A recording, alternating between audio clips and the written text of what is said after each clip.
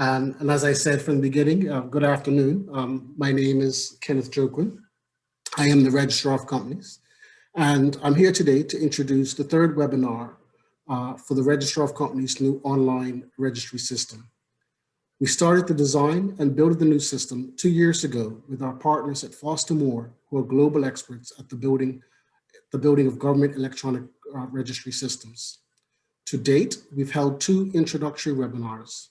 Today's webinar will cover reserving an entity name, registering an exempted company limited by shares, registering a mortgage or charge, mergers, ordering certificates, and requesting to conduct a search. The remainder of the webinar will focus on additional maintenance services such as change of name, share capital changes, etc. Today's webinar will be led by Mr. George Otterbridge, our Supervisor of Registration, who was instrumental, together with Ms. Maria Budrum, the Assistant Registrar for Registration, in the design and build of the system. The Registrar of Companies and Foster Moore teams are on hand today to answer any questions that you may have during the webinar. Before I hand over to George, I'd like to thank you all for taking this time to attend this webinar, and we appreciate it. And again, my apologies for being on mute. George, over to you. Thank you, boss. Okay, like Mr. Joquin said, we have a lot to get through today. So I'm gonna try to keep my pace a little bit up so that we can get through it all and make sure we can answer everybody's questions that they may have. Now, the first 2 webinars went over mainly actually getting into and getting access to the system and actually getting access to the company records. Today, we're actually gonna go into the registration services.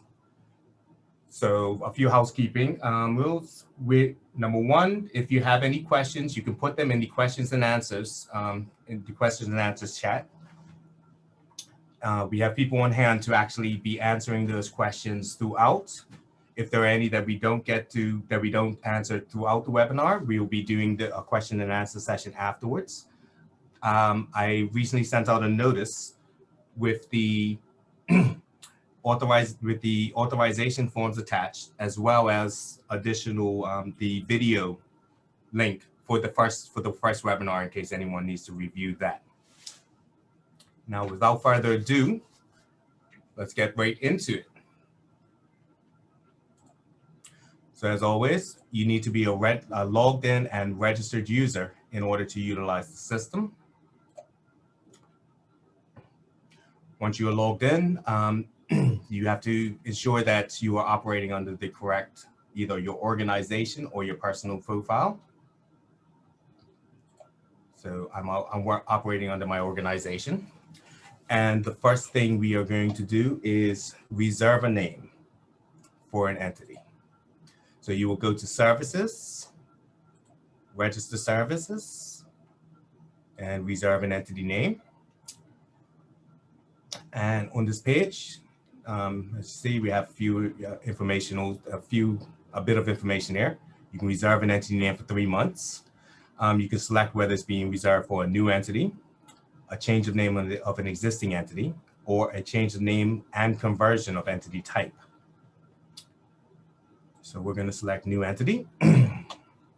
You will select the type of entity that you are registering, and you would enter the proposed name. Now, this validate button validates the name against companies that are currently on the register.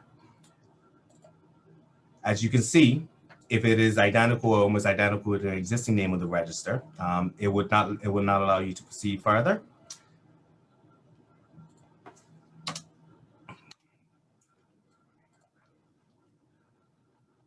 But once, if it is okay, then it will tell you that the name is valid. Now, these applications still go into the for review, for final review by internal member of staff before they are approved.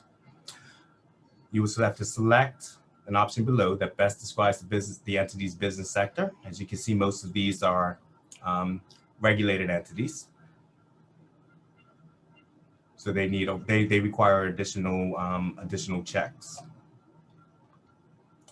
And then also If a name is requested similar to an existing name of company or partnership already on the register, you can state the affiliation here. And if there are any abbreviations, you can in the name, you can lay those out here. Now, once you have submitted it, as you can see, it will be sent to internal staff for review. You will receive an email stating that the application is in for review, and then you will also see an email with the email once it's been approved.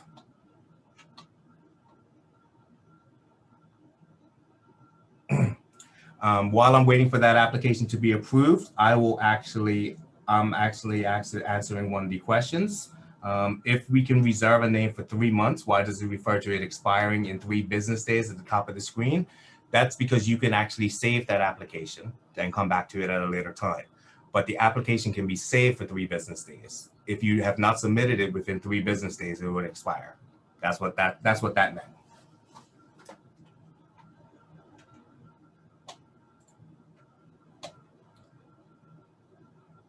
Okay.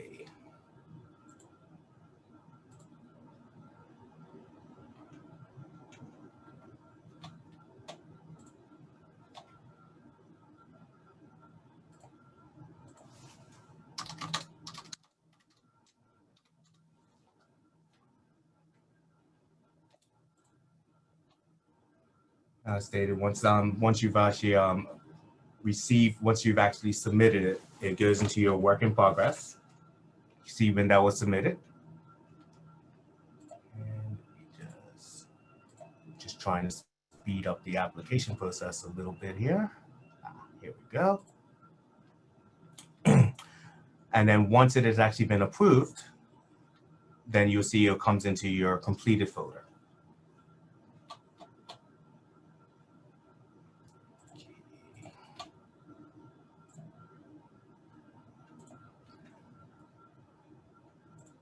Now, the next service we are going to go into is actually incorporating an entity, a company limited by shares.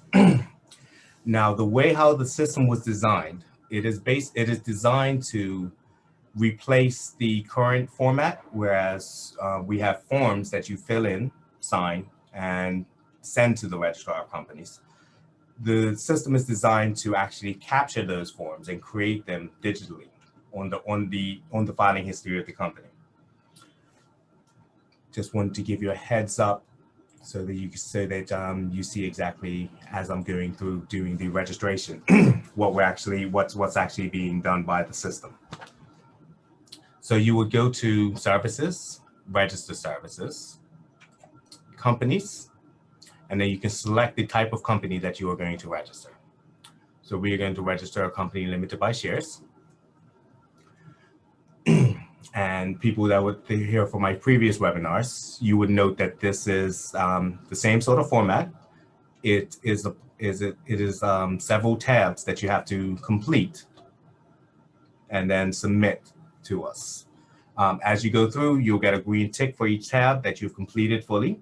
If there's anything wrong with it, you'll get an exclamation mark. So let's go with this. So first you will select in the type of company. You will select the reserved name. Now this is all reserved names that you have for this particular type of entity under your organization. You can select if the entity has a secondary name, whether it has incorporated under a private act. Now here in this section, as you see, it's the requesting the certified extract of company bylaws in accordance with Section 13(2) of the Companies Act. This we have added this feature because to allow people to basically pre-file their bylaws in order to have the company in compliance at registration. So this is not mandatory. But if you wish to have this to upload, if the bylaws have been prepared and you're ready to upload them at this time, you can do that. Now, if you do not, then you would have to come back in after registration and make that separate filing. So I'm going to select no. I'm not going to file those at this time. Selecting the financial year-end date. The business activity category. And the description. You will select whether the company is performing any of the relevant, intends to perform, to carry on any of the relevant activities. Select if the company is a parent company of a wholly owned exempted company that carries on insurance business as defined in the Insurance Act. You would indicate whether you wish to receive a tax assurance with this application. You can do that at a later time if you choose to. If the entity has a limited duration.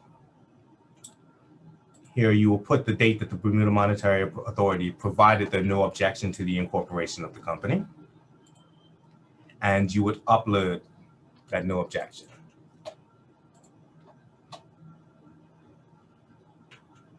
And once you're going through, you can hit save and continue. And I stated before, you get a green tab and everything is filled in. If not, you will get an actual exclamation mark showing you where you have to go back. Now here, I'm going to select that my organization is the registered office for this entity.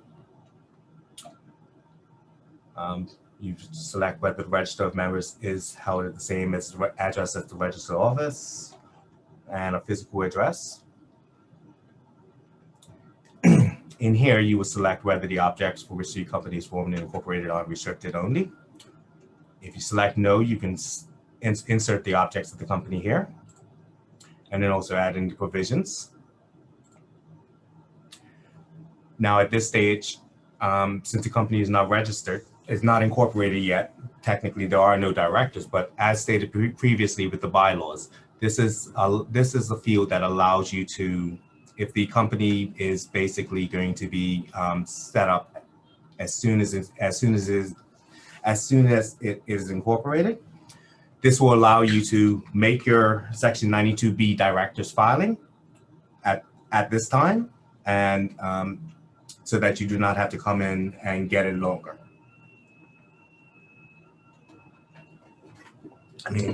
Sorry, get it later. Okay, at this stage, you would enter in the subscribers.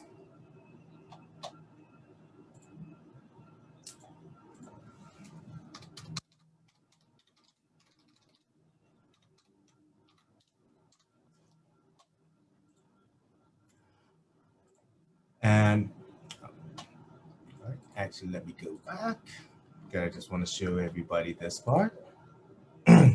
So a subscriber can be an individual, a registered entity in Bermuda, or a non-Bermudian company. I'm going to add in an individual.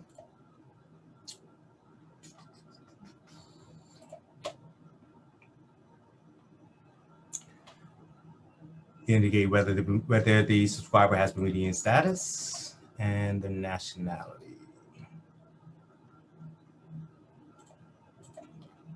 And the number of shares that this subscriber is subscribing to.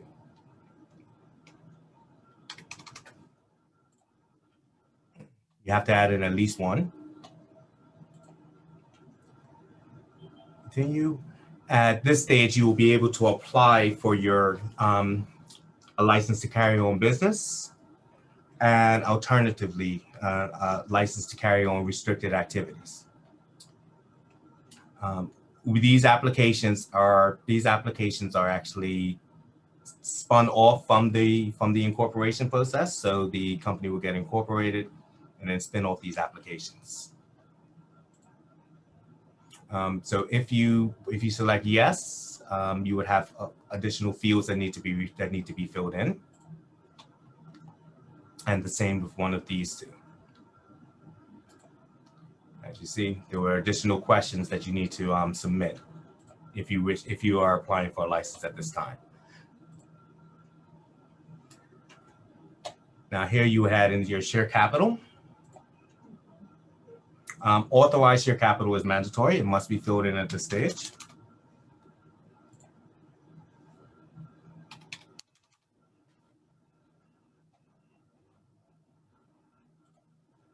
Done. You'll select whether the company intends to be a publicly listed company on an appointed stock exchange.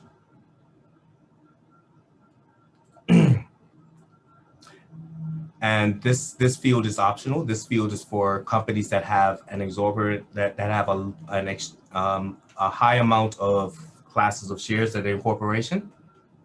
You can upload a separate document with, so you can have one share capital with multiple different classes of shares.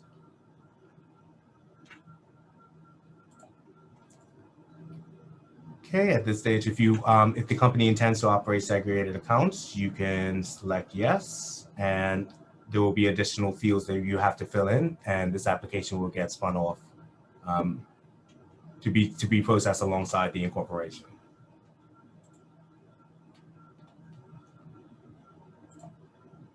Okay, and at this stage, prior to making the submission, you would have to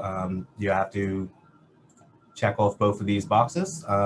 These fields should be familiar. They're actually they are part of the current memorandum of association that you will fill for this company. And then here you would upload the authorization document. As I stated, I actually sent that out today, so everybody can start populating those fields.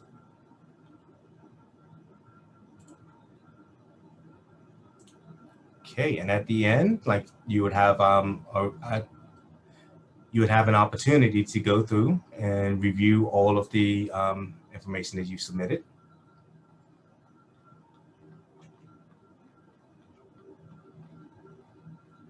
And if everything is complete, you can hit submit.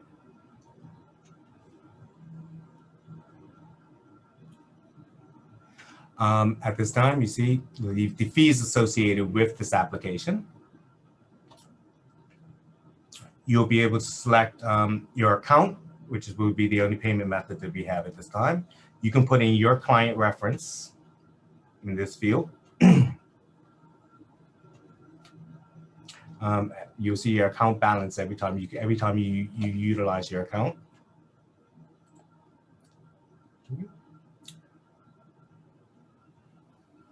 Okay, and as you see, the application has been sent in for review.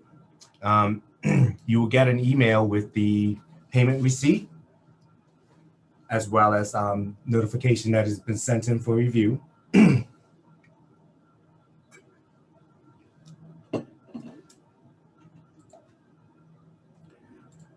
And the application will go into your work in progress.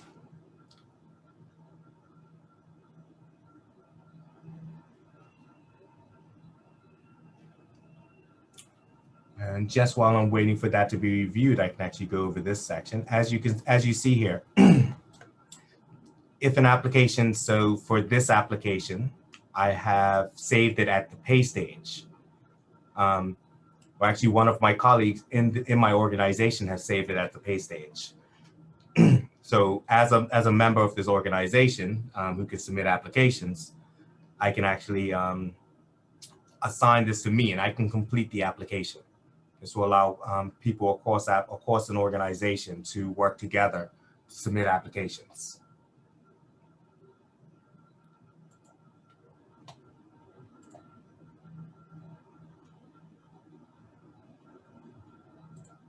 Okay. Waiting for that.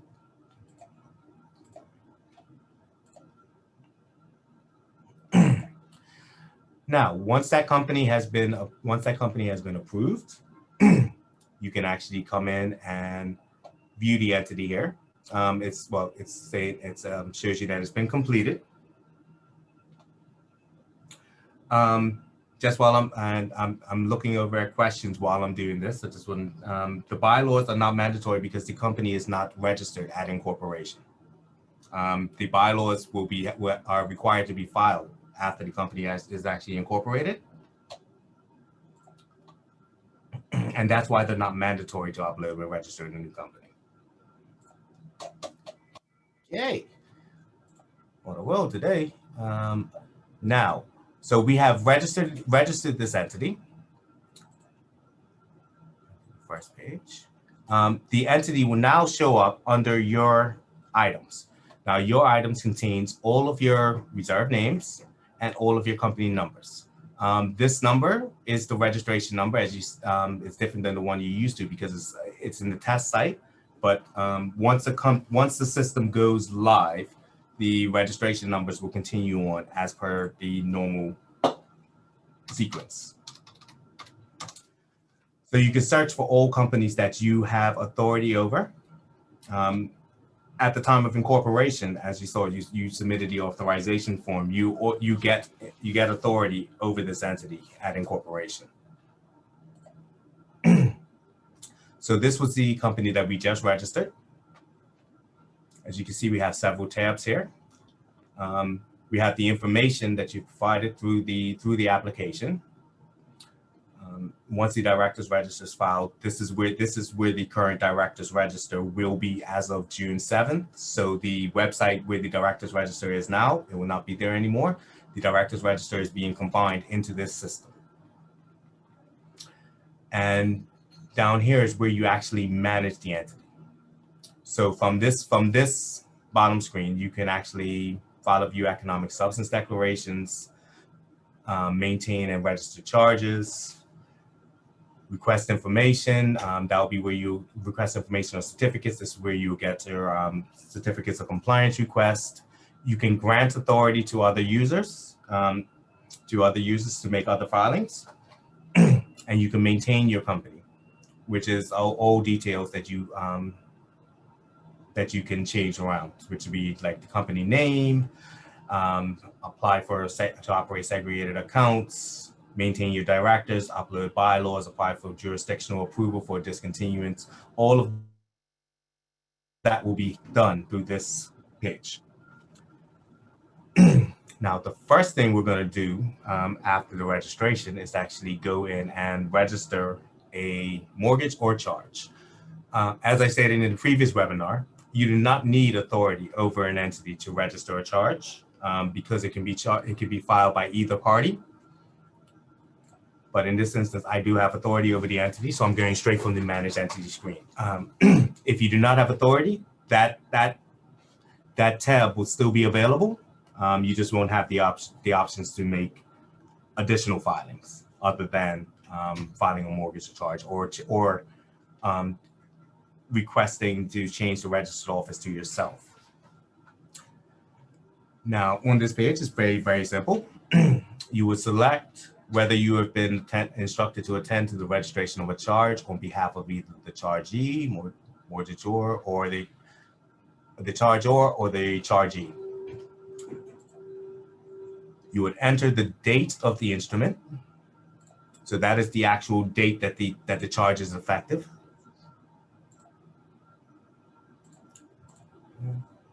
You would upload a certified copy of the instrument.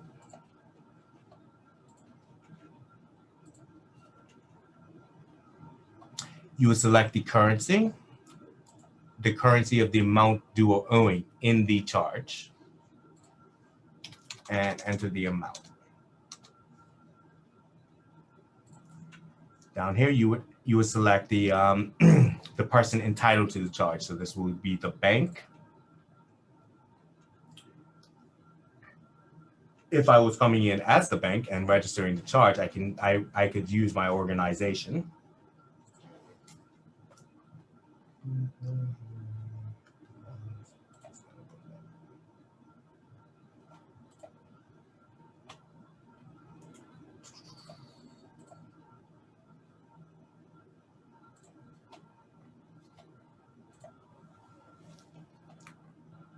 Okay, and once all of the required fields are filled in, you would hit submit. At this stage, like I said, the payment, you hit your payment fee screen. You'll be able to put your client reference in here. You will select your account that the payment's being taken out of, and hit continue. At this stage, you can download your payment receipts, and you will receive an email notification that the application has been submitted for review. And then once it is approved, you'll get the application back.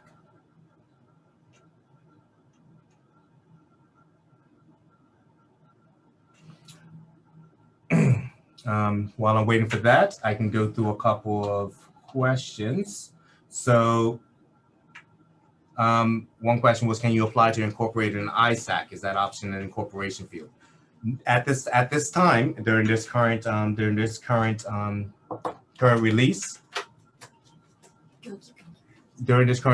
the ISACs are not incorporated into the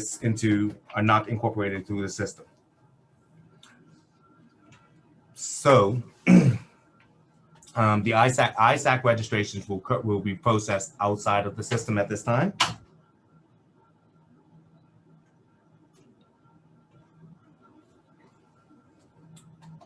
Okay, that one's done.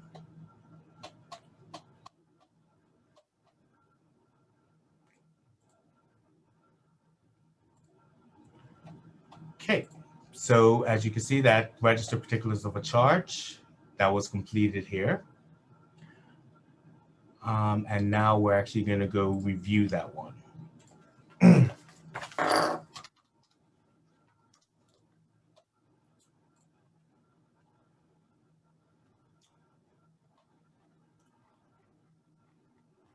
So from here, you can actually search view charges. You can actually look for it by the charge registration date, or from the context of the entity. You can hit search and it will bring up all of the charges that are registered against it. And from there, you would have the charge serial number, all of the required information, including the original instrument. And under filing history, you will see the data was submitted and registered. And also, this comes up as a file, and you can export that to PDF, and the filing actually contains the certificate of registration that is produced by the system.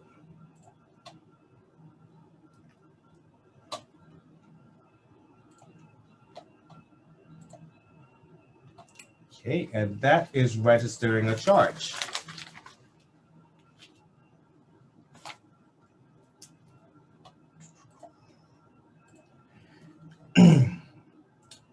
Now, the next thing we are going to go over is to actually register a merger between two companies.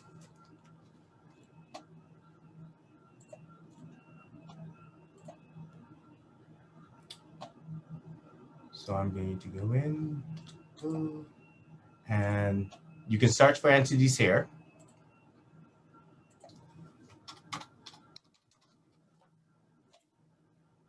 We are going to do numbers 7.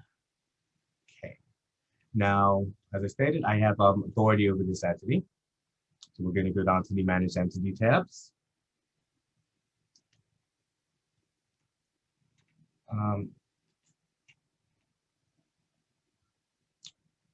From here, you see you have amalgamations and mergers, and there are several options you can go through. Register an amalgamation of companies in Bermuda. So that's 2 companies that are registered in Bermuda. Register an amalgamation with a foreign corporation. So this will be a foreign corporation that is merging with a company and remaining in Bermuda. Register an amalgamation and continuation of the foreign corporation. So that would be registering the amalgamation and continuing out of Bermuda. We're going to go with mergers today. Okay, and this is the standard format for applications, multiple tabs, and you just fill in all of the required information. So from here, by submitting this application above, you just have to verify that. So this, so let me take a step back. For mergers you would have to go into the service from the context of the surviving entity. And so in this case, I've gone in, out of which Services 7 Limited is going to be the surviving entity of this merger. You will select the type of merger, long or short form, and depending on which one you select, you would have to fill in different fields fields as they have different requirements from the Act. So you would have to upload the statutory declaration for the surviving company. So this is in the context of this company.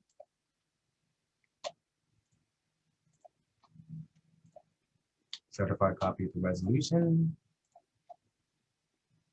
Now this field is very important. If you do not wish to enter an effective date, it will be effective as of the time of submission.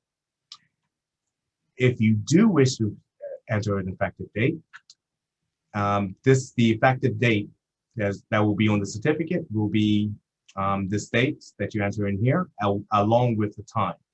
Now, for future applications, for instance, if you wish to submit a merger application, that is to be effective tomorrow at 1:30.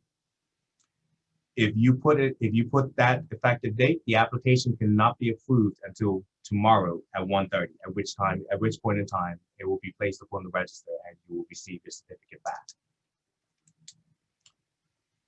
If you do not put an effective date, it will be approved. It will be approved and released as soon as we process the application. So I'm going to select no.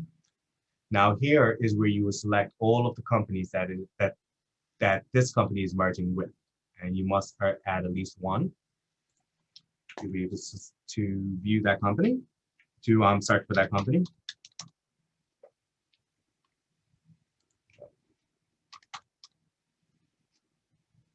So once you start typing in, it'll bring up all the companies that are on the register that's under there. You select the company, and you would upload the statutory declaration and the resolutions inside of in the context of this company.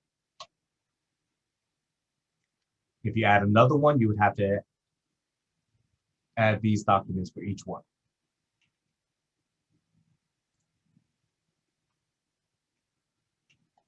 You can add up any supporting documents if you so wish.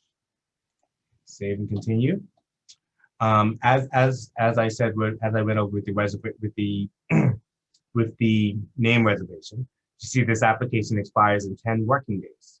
So what that means is you can start the application and come back to it at a later point in time. You have 10 working days from the time you started the application.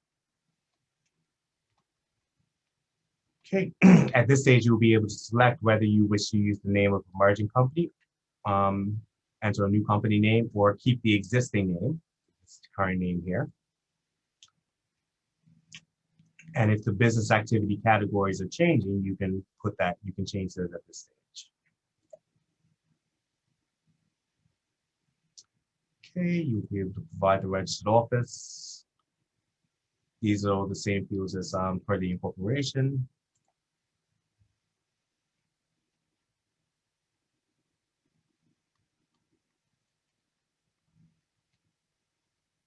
And then once you have reviewed the application and everything is complete, go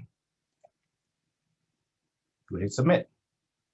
This stage will bring up all the fees. As you can see, this is 2 mergers, so you're paying the 190 plus 95. If there were any additional companies involved in this merger, as you know, it's $85 per additional company. Same with the payments. Use your account, enter your client reference if you so wish. Continue. So once that has been done, as you see, the application is going in for review.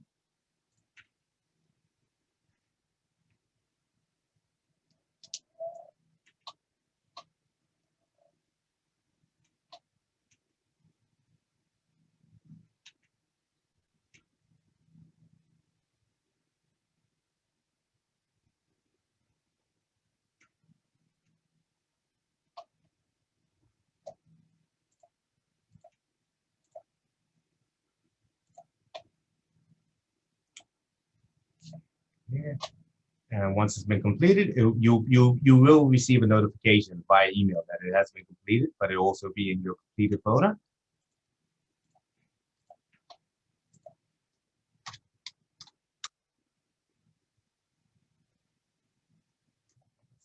Right. Okay. And you'll see in the filing history, the filing will be the registration of the merged company. And on that filing, you would have the actual filing, along with the certificate of merger that you will also receive by email. That comes out. And that was a merger.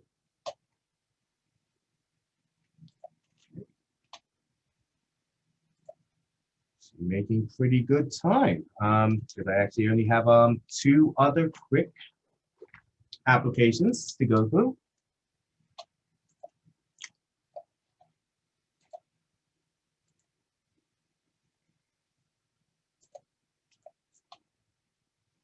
Okay, now we're actually going to go in and show you how to order certificates of compliance.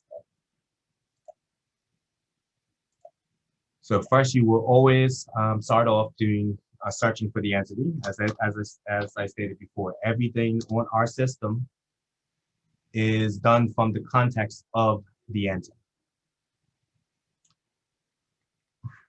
So this is the basic information you will see if you do not have authority to over this entity and you have not requested to do a search on it.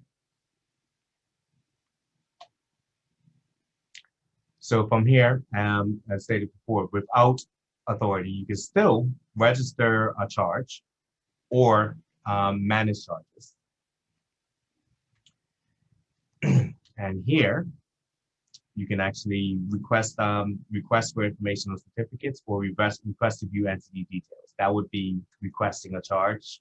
You can request authority, confirm receipt of authority, or maintain the company by changing address details if you are the new registered office of this entity.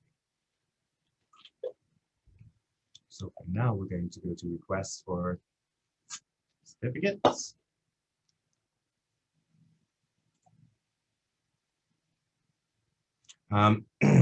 Basically, you can request an entity extract, request a certificate of compliance, or request certified copies. And then you would also, if you, like for instance, if you request certified copies, you can specify what documents you require, and then our search team will work with you to ensure that we get those out to you correctly.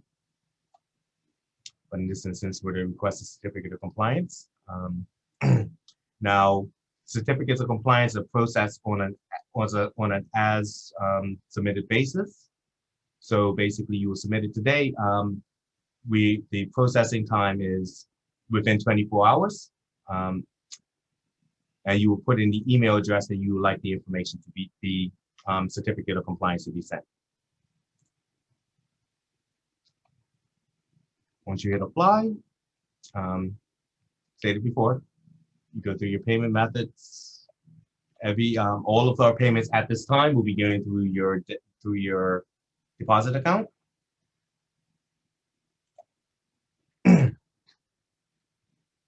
Continue.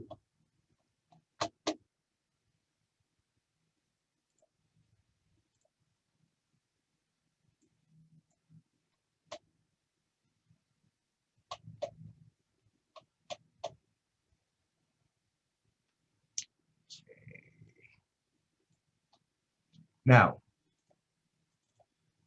once you have submitted your application and it's come through, it's been approved, you actually receive the certificate of compliance via email.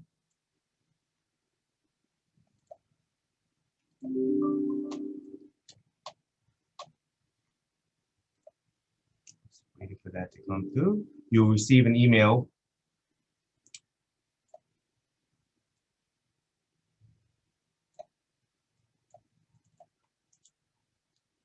that contains the certificate of compliance. It's issued as of the date of approval.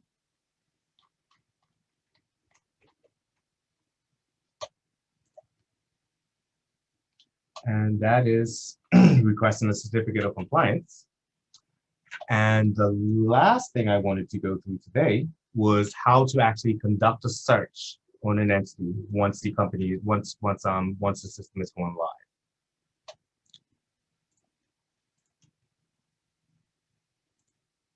Once again, search for the entity.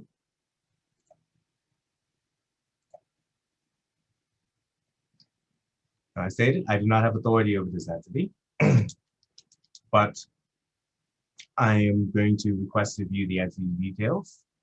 As stated, following successful payment, you'll be able to view the public information about the above entity named entity for 12 hours. So once you've done a search, you would have access to that entity for the next 12 hours.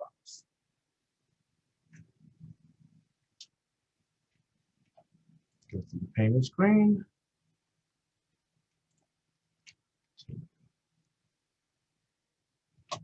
Now this is automatic. As you can see, I have already gained access into the entity.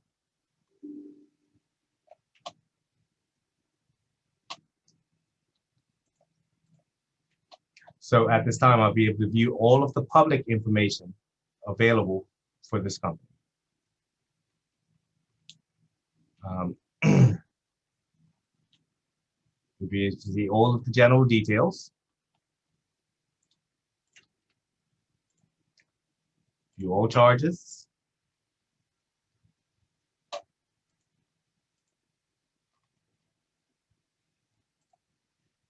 And view all of the filing history attached to that company. And one other thing I wanted to bring up here is with all of the migrated entities, by migrated entities, I mean any entity that existed on the register prior to our data migration, all of those entities will have another filing underneath here called migrated filing, and that will contain the PDFs of all of our public files. We are going to be working with our search team is to be working diligently to upload those files. But if you requested a search for a company that does not have that filing there, then you would be able to contact our search team and we'll be able to scan it and attach it to the file within your 12 hours so that you can view the documents.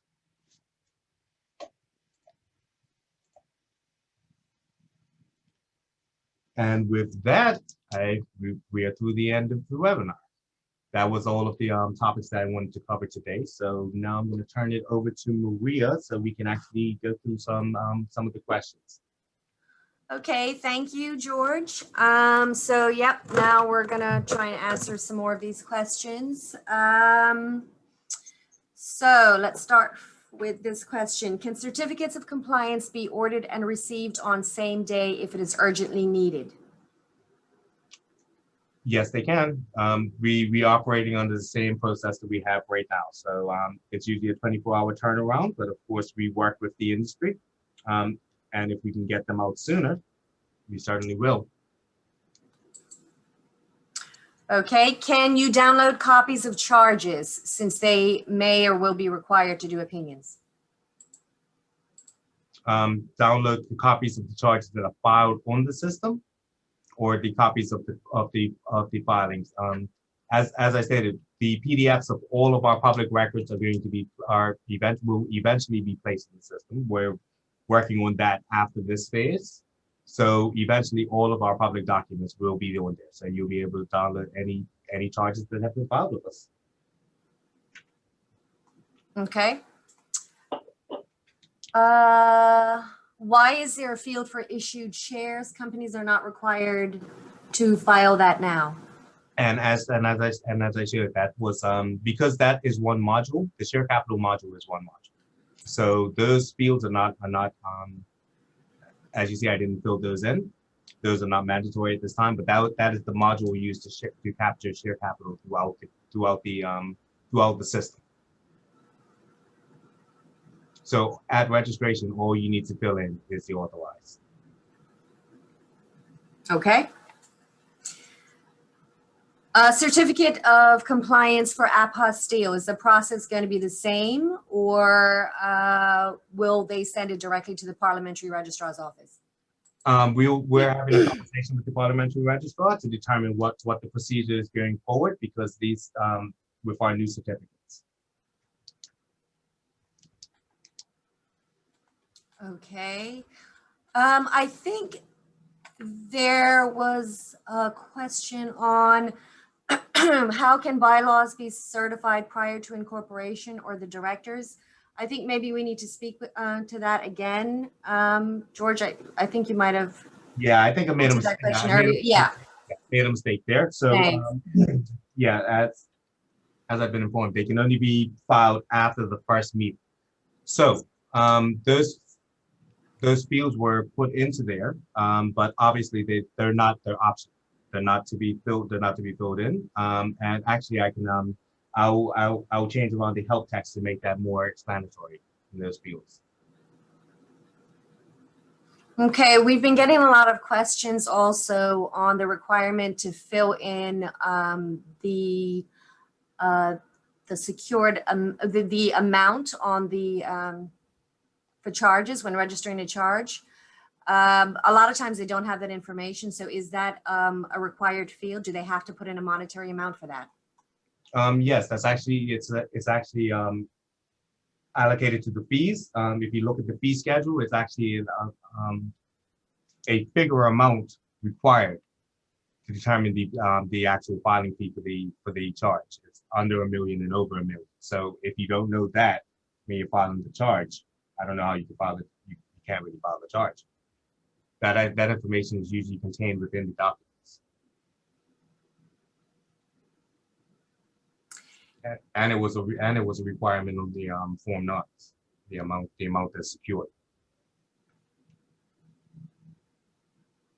Okay, can wire payments which were sent last week for applications, which are to be submitted on Monday, be consolidated with the organization's debit account? If so, can this be done by the organization's administrator through the topping up of accounts process?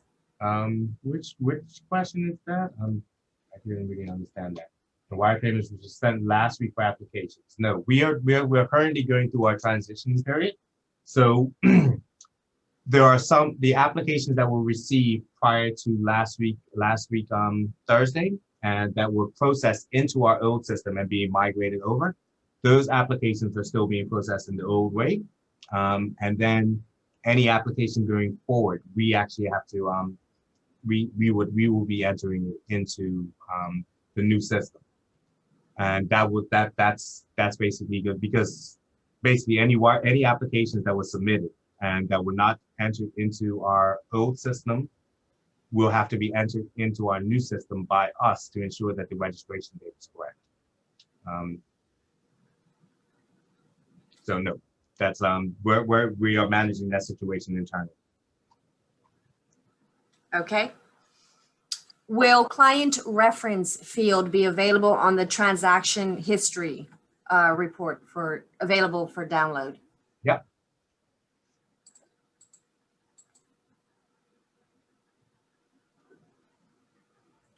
Okay. When will these questions and answers be available, or where can we find them? We are correlating the questions and answers page. We have a lot of questions, and we're managing those along with the transition that we're currently going through. So I am trying to get those ones all prepared up for next week. And once they're available, I will be sending them out by another release like I did today, another update. Okay, and can we just go over one more time what would be available for a search with respect to a charge? So there is no Form 9 anymore. So when someone's doing a search on a charge, what exactly what information? You have the charge. The entire charge is right there. Technically, and I can just go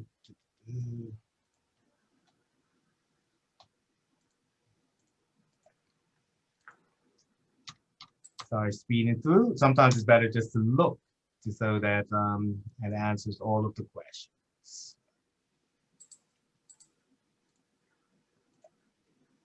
So as you see,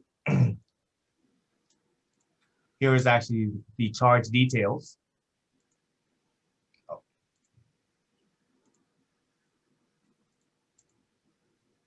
Let's try that one.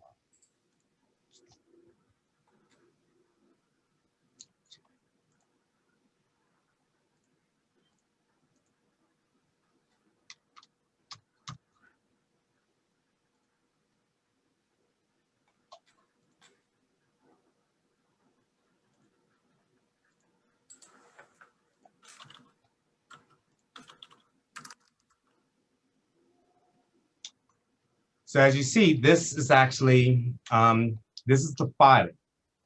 And on the filing, you can export this to PDF if you so wish. This is basically, if you look at most of the information, this is basically the information that's contained on the, that was contained on the Form 9, but instead of having it submitted as a paper document, you can actually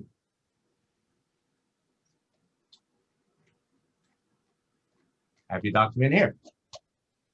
And the filing contains the actual charge document. So there cannot be any there can't be any confusion as to which charges.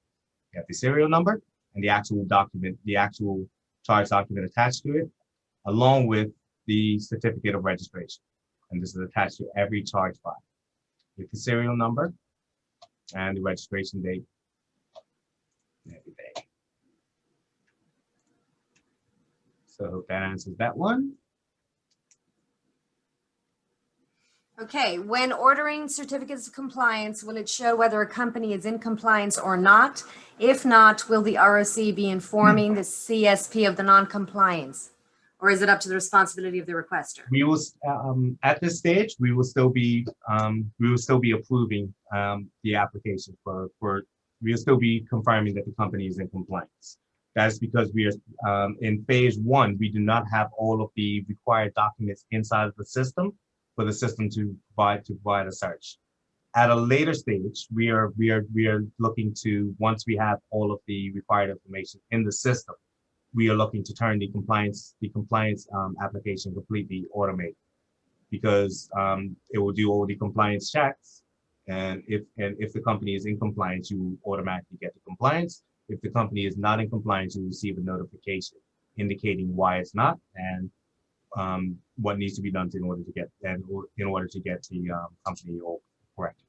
But at this stage, yes, we will still be doing it the old way, but it will be a lot quicker because the system will actually be doing up the certificate and emailing it out. So that takes a lot of time off of our processing time.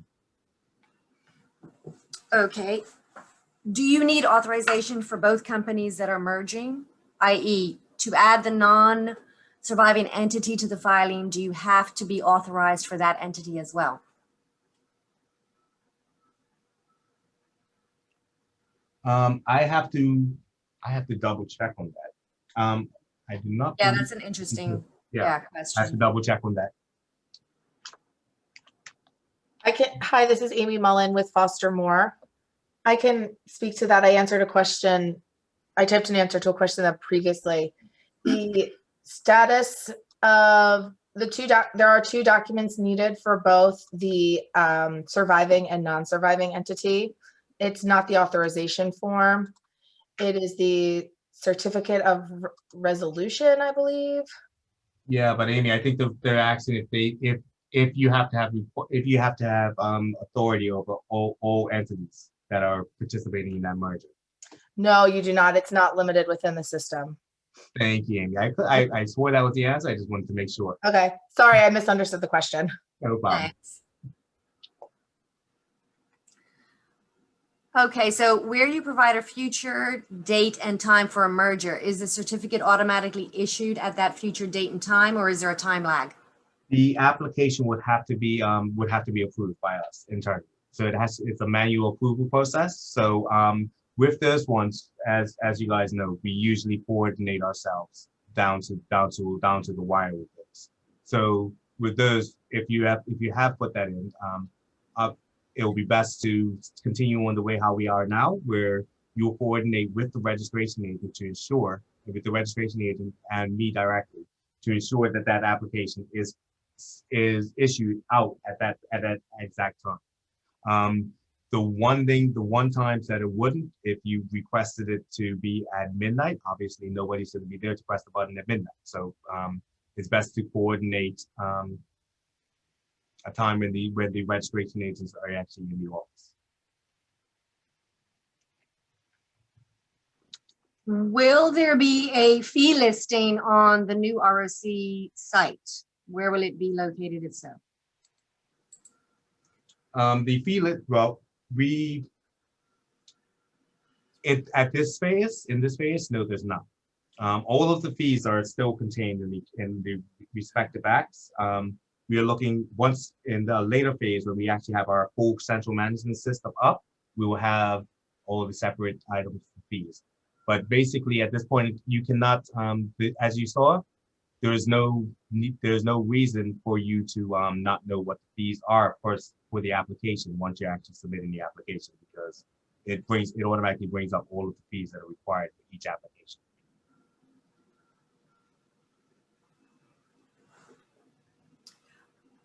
I see a button for pay annual fee. How can a CSP pay multiple company AGFs? We administer thousands of entities. To do them individually would be a large burden.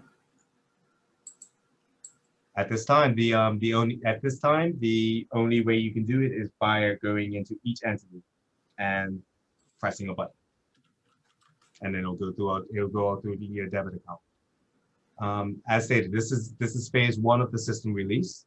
The annual government fees are the next time they are due is next year. So we have a few other phases to go through there, and we will take all the industry's comments into consideration. Okay. What is the process to cancel certificate of compliance if ordered in error or no longer required? Like I said, the application should be coming through one time. What I would suggest for that one is to make sure that you do not, as you saw, you have to actually go to a particular entity and go through a couple of steps to order a certificate of compliance for that entity. So I would suggest that you make sure that you have the correct entity and that you require that certificate, because at this time we're trying to get these things out, all of our applications out as fast as possible. Like I said, the turnaround time is 24 hours. We hope to beat that by a lot. And any errors such as those, they cause delays that hold us all up. So I would advise that to make sure that you have the right company and you are requesting the certificate when you require it.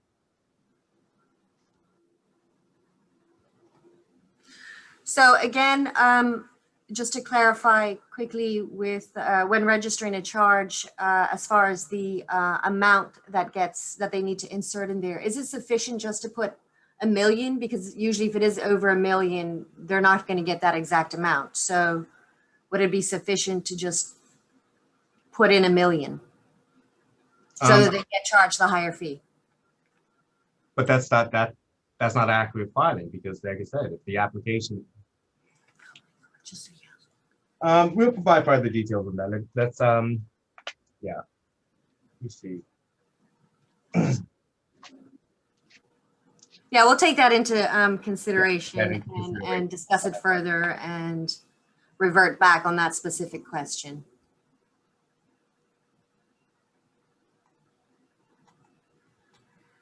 Okay, if the authorization form takes 24 hours to be confirmed by the ROC, will we be able to update entity profiles on May 7th? Or do we have to wait 24 hours, which will be Tuesday, June 8th? Which question is that? I'm looking through the question. That's with regards to the authorization form. If it takes 24 hours to process, will they be able to do the entity profiles in the meantime, or the update do they profile have to wait for the authorization to be approved? Yeah, the update profile is the entity profile. So that's so they will be filling that in and submitting it to us. Then the application process, we're looking at turning around within 24 hours. So so the turnaround is us approving the update profile.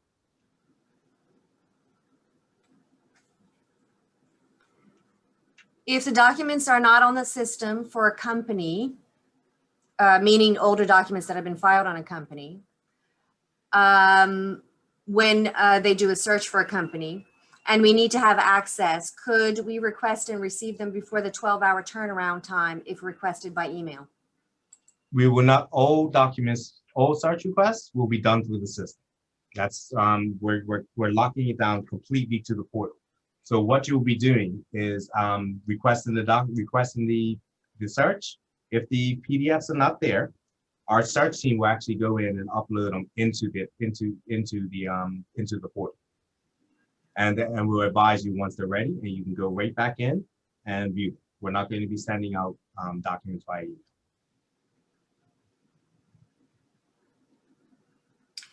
Can an entity just fill in one letter of authorization form and allow that one user to administer the entity's account and grant authorization to other users? Or each user needs to have one authorization form? I have to go back through the process again. I believe that you can actually, once one person has authority, they can grant authority to other users. But I have to go back and just double check that. Okay, we have a question here about how does the watch list work? Watch list. So you can actually add companies that you wish to watch, and anytime the notification happens to, anytime a filing or anything happens to that, you'll be notified.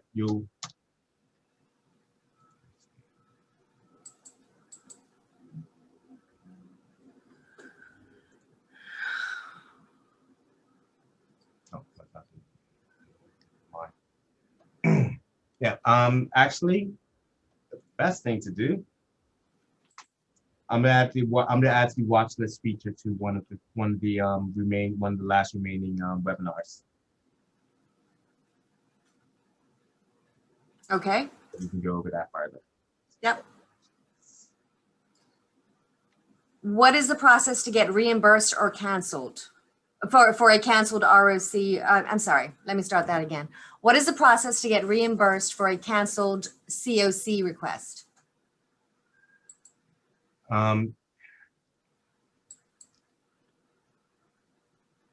process will be to contact the registrar. To contact us, we can provide refunds through the system, but that will be, you have to do that by email to request that.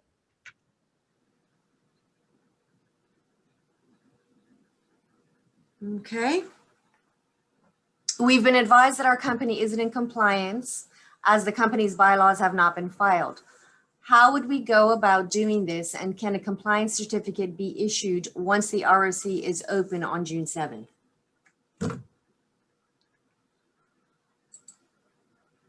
Okay, if your bylaws have not been filed, you would be able to come in on June 7th, request authority over your entity, upload the once that authority has been granted, upload the bylaws, and then we can issue out the certificate of compliance.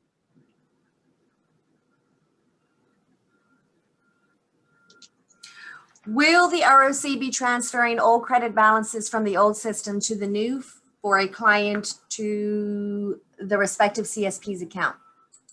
Yes, we will. We will be coordinated with everybody who has a current debit account, and making sure that we transfer over all the remaining balances to the new accounts if they so wish.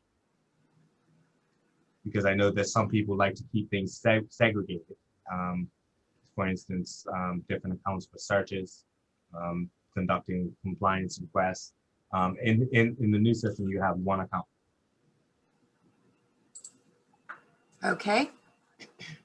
What time does the system go live on Monday, June 7th? Well, it goes the system will be up at I believe it'll be up at midnight.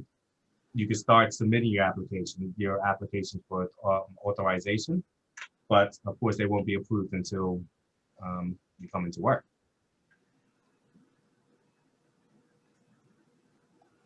Okay. Can I send funds into the ROC bank account so it would be ready for June 7th? I'm actually putting together the procedure for making sure that that's a smooth transition. So I'm going to be sending out another update with the with those instructions as far as setting up your accounts and making over the transfers, and that includes how we're going about the debit accounts, because the main thing is that we ensure that the correct account in the correct account name in the old system is moved over to the new.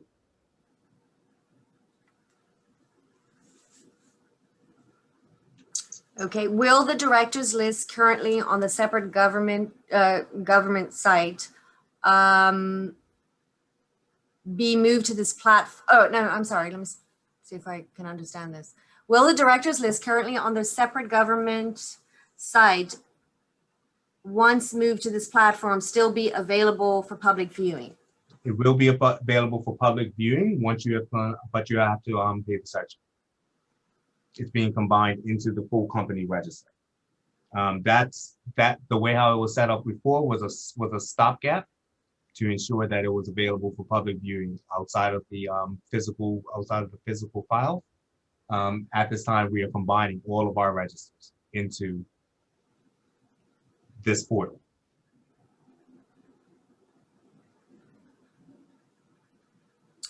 Can you confirm again that if I already have authorization to file economic substance declarations, I don't need to fill out the authorization form for the new portal?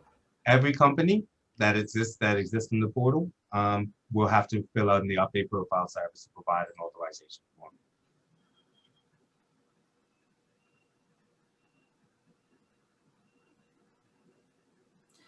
If we have a merger filing to be completed on Monday and we do not get access to the entity profile due to the authorization form process, can we still submit the merger filing by email as per the old process on Monday? For urgent applications, as you know, the registrar of companies usually works alongside the applicants. You have the authorization forms. The actual documents that are required from the mergers are usually completed by people who have authorization to over the entity. So I don't see any reason why you cannot submit the authorization, the update profile service, and we can work with you to ensure that we have it all done in time for you to make that filing. We are, as I stated previously, we're moving over to we are currently in our transition period. And we are trying to focus on ensuring that we utilize the portal to the best of its ability. And this is how we are receiving submissions from June 7th. I'm very hesitant to receive applications via email because, as you know, that gets messy. We are focusing on moving our way forward, not stuck in the past. So if there are any applications such as this, feel free to email me and we'll work to make sure that it happens. Okay, can 2 or more people be on the system at the same time to carry out searches? Certainly, yeah. Every the system's wide open, so you can perform. Once your organization has requested a search, anybody in your organization can view the application, can go in and view the details. And yes, they can do it at the same time. Okay, who approves authorization to gain access to an entity? Internal registrar of company staff. There are multiple teams working together to ensure that we get these things turned around as soon as possible.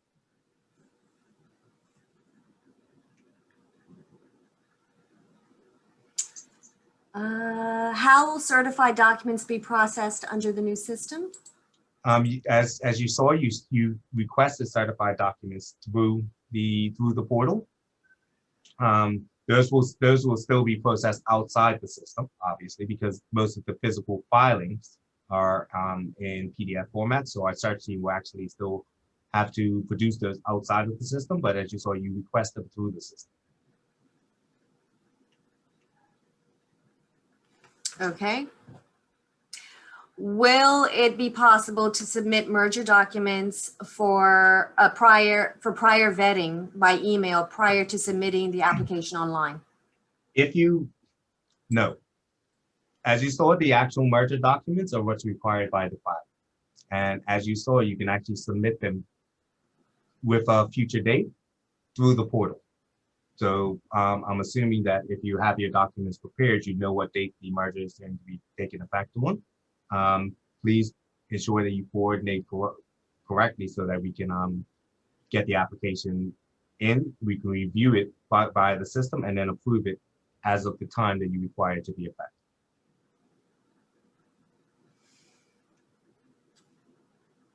Okay, I think we have time for just one more question. We're running up to 2:15 shortly. Are you able to provide an estimate of processing times for new registrations? As you know, right now, like I said, we're in the transition period. The system has been tested. The system has been run through its paces. We are training up our staff to ensure that everything's working correctly.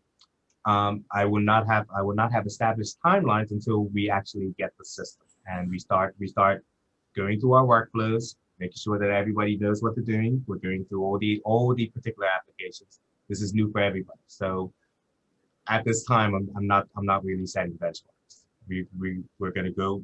We're trying to ensure that we get the applications processed as fast as possible, and as we move on, that we can make those processes even faster. That's my goal. Okay, so it's now 2:15. So we've reached the end of the seminar. There still are questions that we need to answer, and we will be getting to them and posting the questions and answers up. Our next webinar is on June 9th, same time, and we'll be covering amalgamations, registering segregated accounts, and additional maintenance features such as change of names, share capital changes, and a Section 61 charge registration. Hope you guys will join us again there. And again, if you have any immediate questions and you need an urgent answer, you are free to email either George or myself, and that's ggouterbridge@gov.bm or mbudrum@gov.bm. Thanks again. Bye-bye.